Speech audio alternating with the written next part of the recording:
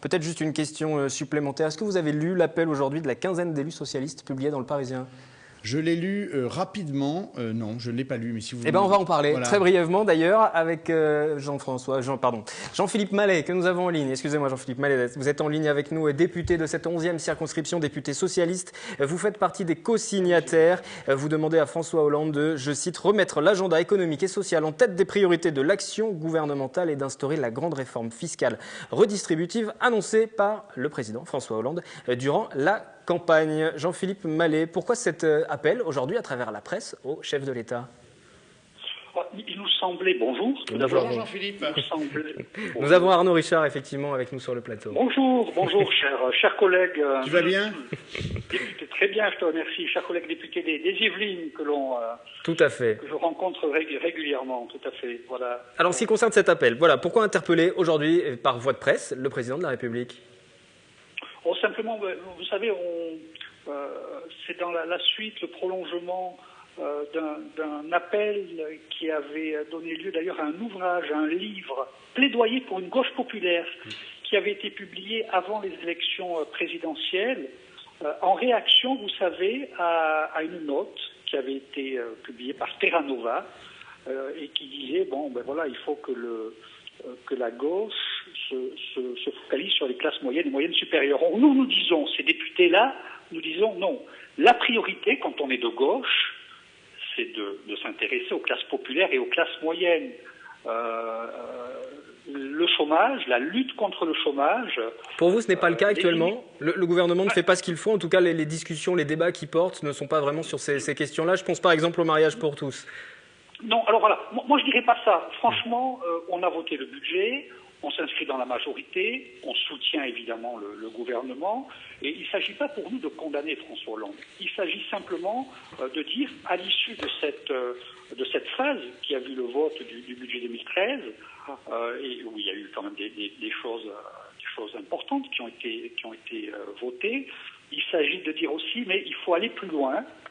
Il ne faut pas que l'on baisse la garde et certainement qu'on aille plus loin sur la lutte contre les inégalités sociales, la lutte contre le chômage, et que les réformes sociétales, vous me parlez du mariage des homosexuels, dont on parle beaucoup trop, ne doit pas masquer ce qui pour nous est l'essentiel, qui est le social. Il y a tout de même quelque chose de particulier. On est plutôt la gauche sociale, si vous voulez, que sociétale. Mais il y a tout de même quelque chose de particulier. Vous êtes à la base le suppléant de Benoît Hamon, qui est aujourd'hui ministre, qui siège au Conseil des ministres, il est au gouvernement, et pour autant vous vous inscrivez, pas en opposition, mais vous interpellez le gouvernement. Est-ce que passer par Benoît Hamon, par exemple, n'aurait pas été aussi la solution de régler ces affaires aussi en interne?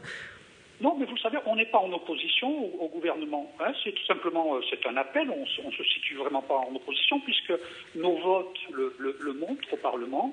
On soutient vraiment l'action du gouvernement.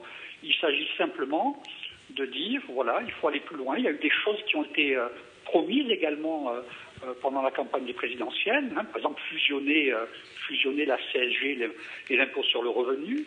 On part du principe que la fiscalité, pour nous, c'est quand même le domaine important de l'État qui permet une redistribution. C'est par la fiscalité que l'État peut lutter contre les inégalités. Aujourd'hui, la fiscalité, je ne parle même pas de la fiscalité locale, mais la fiscalité de façon générale, plus personne n'y comprend rien, elle est opaque, ce qui d'ailleurs, cette opacité, cette complexité, provoque une crise de légitimité.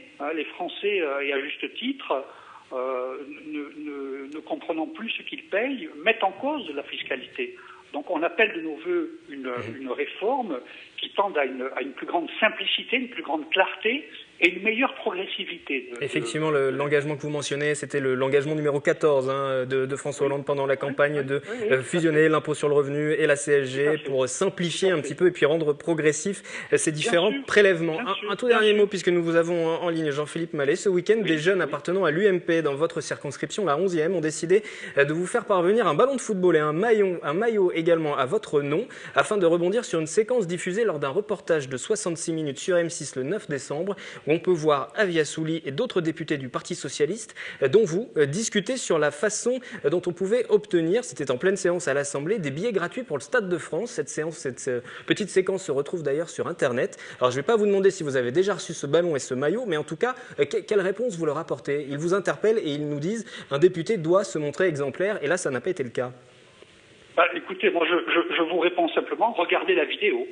Il se trouve que je suis à côté de ce député de Marseille, Avia Souli, qui est à Marseille très populaire. Il était le journaliste qui commentait tous les matchs de l'OM. Bon, voilà. Les choses ont fait que je suis à côté de ce député. Et donc, je vous demande, puisque vous êtes journaliste, vous faites sérieusement votre métier, regardez la vidéo et vous verrez qui parle de ces places de football. Et nous avons vu effectivement cette séquence vidéo, et pour des raisons de droit, on ne peut pas la diffuser aussi simplement que ça, mais effectivement, on a vu cette séquence. Mais en tout cas, c'est la réponse que vous leur faites, puisque vous interpellent sur ce point-là. Je ne me sens pas concerné par ce qu'ils me disent, c'est surtout ça, quoi. Je ne suis absolument pas concerné par ça. Et on renvoie effectivement. Regardez la vidéo, voilà. Je ne parle pas de ces places de football. Et on renvoie donc les téléspectateurs à cette séance, ces petites séquences lors d'une séance à l'Assemblée nationale. Merci Jean-Philippe Mallet, député PS de la 11e circonscription, d'avoir été avec nous. Merci donc à Arnaud Richard, député de la 7e, pour évoquer le lancement de l'UDI. Et puis toujours en politique, on retiendra également aujourd'hui que Pierre Sélincourt, le maire du Parti communiste français à La Verrière pendant 29 ans et qui cette année a passé la main à son adjoint Alain Hajaj, vient d'obtenir le titre de maire honoraire, une distinction décernée lors du conseil municipal du 14 décembre.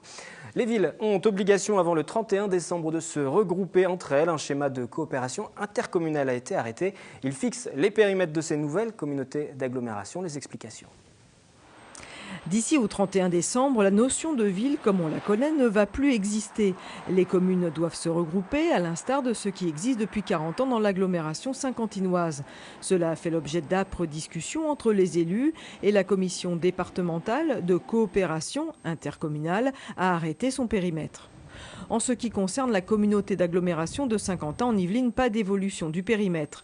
Pas de communes entrantes, ni de villes sortantes. La Casquie reste au nombre de 7.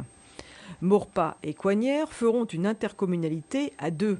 À un moment, Maurepas avait souhaité intégrer l'agglomération saint-quentinoise, notamment par la voix de son premier adjoint, Pierre Le Guérinel, et Coignères avait évoqué un rapprochement de son côté vers la communauté d'agglomération de la Haute-Vallée de Chevreuse, mais finalement, il n'en sera rien. Plaisir, les Clés-sous-Bois et Villepreux se regroupent. Un trio qui devra trouver son harmonie. Car la solution avait été rejetée en son temps par l'ancien maire UMP de Plaisir, Joël Regnault, estimant qu'il s'agissait d'une erreur. Et du côté des Clés-sous-Bois, on avait clairement affiché sa préférence pour Versailles Grand Parc, voire pour Saint-Quentin en Yvelines. Mais rien n'est définitivement acté. La loi du 29 février 2011 permet de faire évoluer ces périmètres avec une clause dite de revoyure en 2015. Ce sera donc un des enjeux des prochaines élections municipales de mars 2014.